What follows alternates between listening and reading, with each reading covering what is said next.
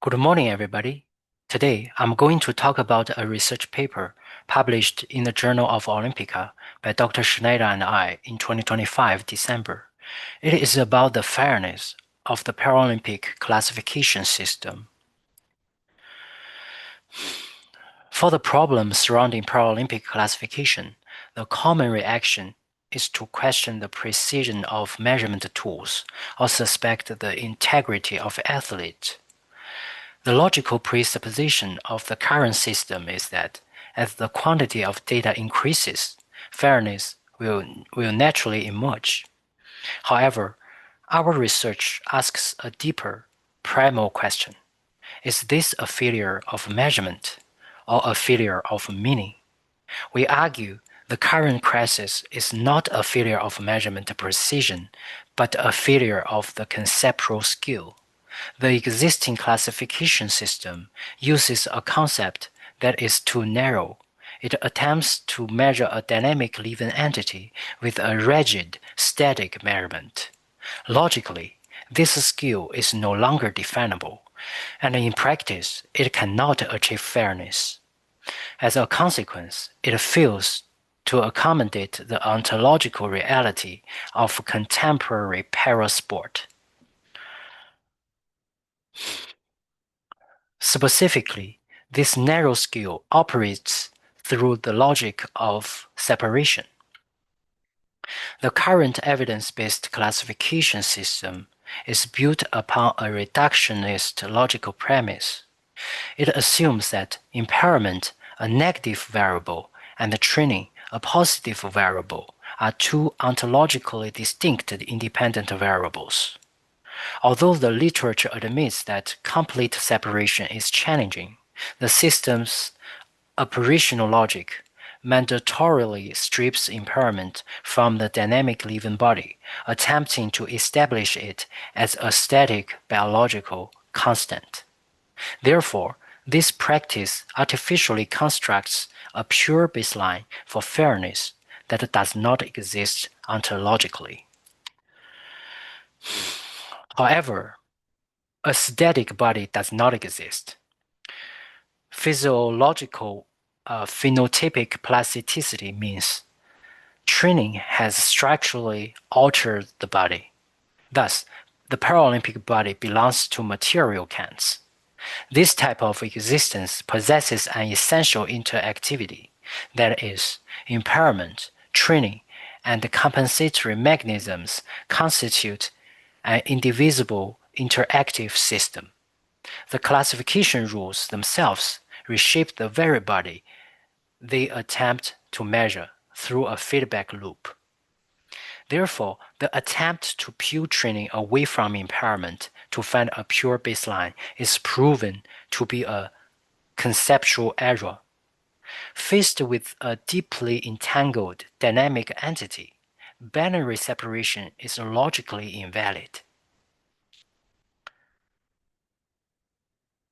Also, this logical failure occurs not only between training and impairment, but also within the body itself. The current system's logic relies on the primary impairment rule, attempting to isolate and measure a single impairment as an independent variable. However, this is a typical fallacy of mechanical reductionism. Clinical evidence indicates the bodily reality of Paralympic athletes is often one of multi-morbidity, where various impairments exhibit complex interactions and synergistic effects. Logically, the function of a complex system is not merely the sum of its parts. Therefore, when the classification system forcibly strips away secondary factors to isolate the primary impairment, it once again artificially constructs an abstract body that does not exist ontologically. This fragmentation of bodily integrity inevitably leads to a logical inconsistency between classification validity and the athlete's actual performance, as well as a systemic exclusion of complex disability morphologies.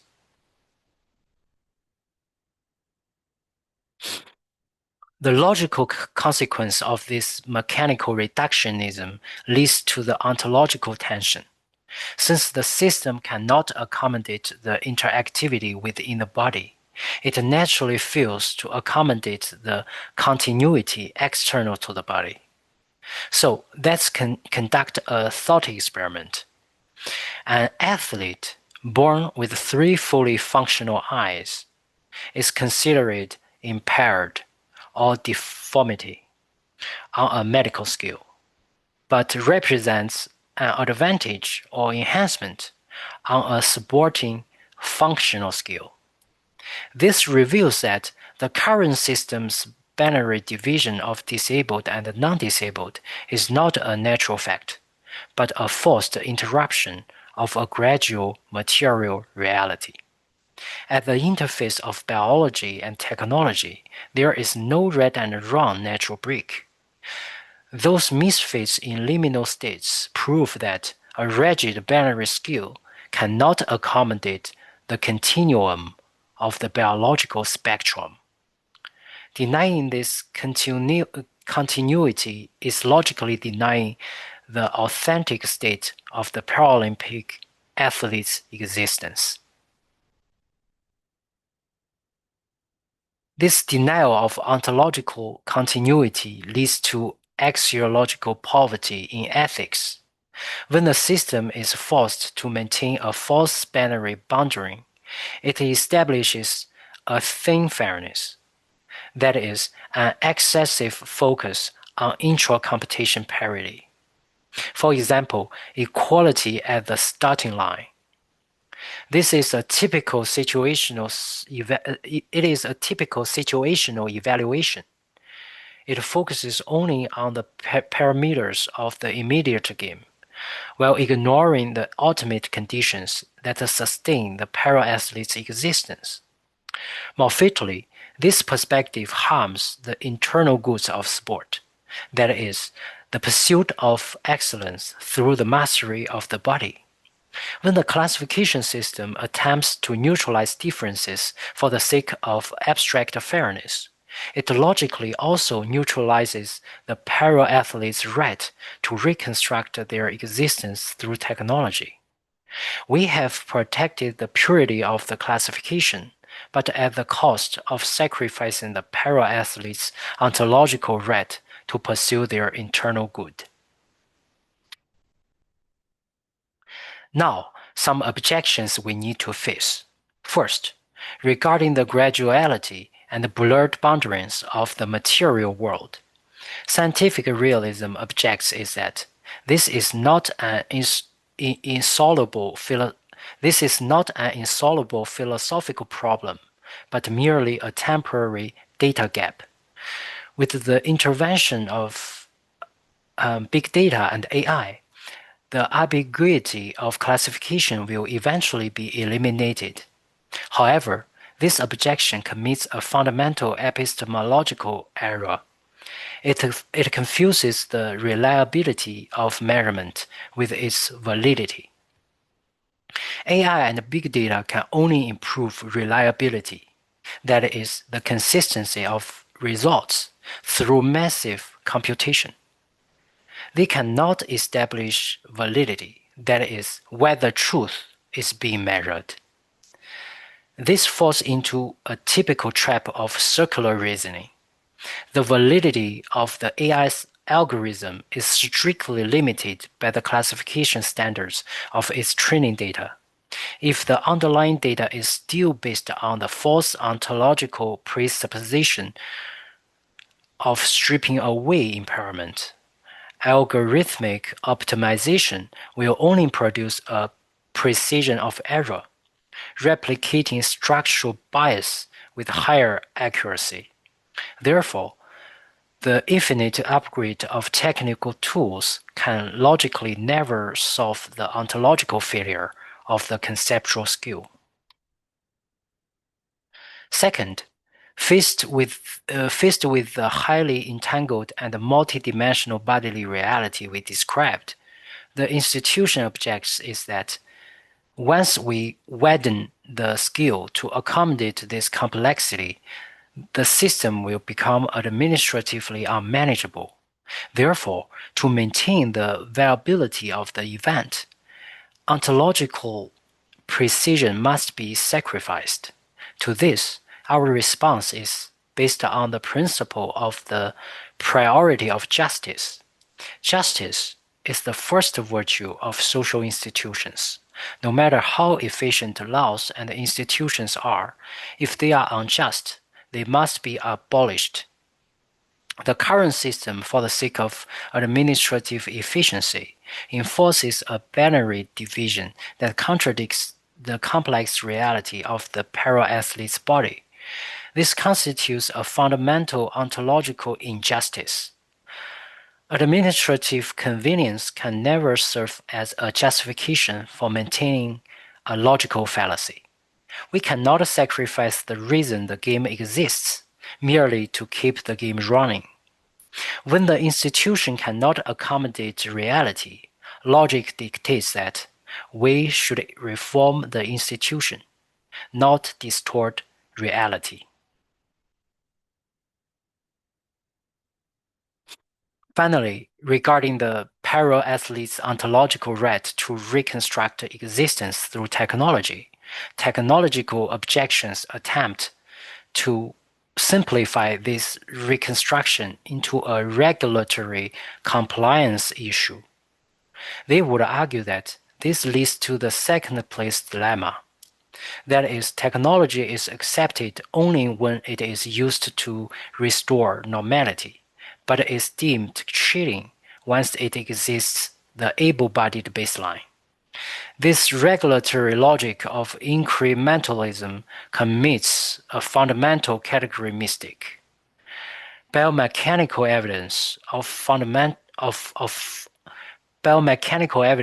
functional unity supports the view that in a Paralympic contest, tools are not external equipment, but are co-constituted with the body, possessing a constitutive status. Technical devices are not merely amplifiers of performance, they are essential for performance. When external devices are functionally equivalent to body parts, mere technical regulation cannot resolve the ontological question of what constitutes a legitimate body. This forces us to shift to a new interpretative framework, or a new theoretical framework. To resolve these dilemmas, our reconstruction relies on a fundamental epistemological shift, moving from searching for mind-independent natural Kants to recognizing material Kants defined by human-object interaction. This shift reveals that classification is an active construction of a dynamic bodily reality. Analysis shows this new skill possesses restricted malleability. This means classification is no longer a rigid operation reducing the body to a single medical value, but a gradual and interactive process, one that must be multidimensional to simultaneously include biological, technological, and environmental dimensions. Also, this skill is purpose sensitive. If we acknowledge that the Paralympic body is an entity co-constituted by biology and technology, then the logical purpose of classification is to safeguard the survival of this integrated entity. However, this does not imply arbitrary construction, as classification remains strictly limited by the body's material structures and its material receptivity or biological tolerance. Technology cannot expand infinitely. The natural threshold of the body's tolerance of the machine constitutes the ultimate material baseline of fairness. Therefore, this new skill pursues true explanatory power regarding the Paralympic reality. Under this framework, ontology shifts radically from binary separation to constitutive unity. The disabled athlete is treated as a complete cybernetic unit. Technology is no longer noise to be stripped away, but part of the mode of existence. Ability is no longer an isolated biological parameter, but an emergent property or attribute located at the human-machine interface. Therefore, the metric of fairness is no longer finding a pure baseline, but is transformed into equivalent conversion efficiency. That is, measuring the system's internal integration and its efficiency in converting potential into performance. Only in this way can we truly evaluate the integrity of a cybernetic body without separating it. To ground this theory, we introduce the law of weakening compensation. This law defines human evolution as a compensatory imperative.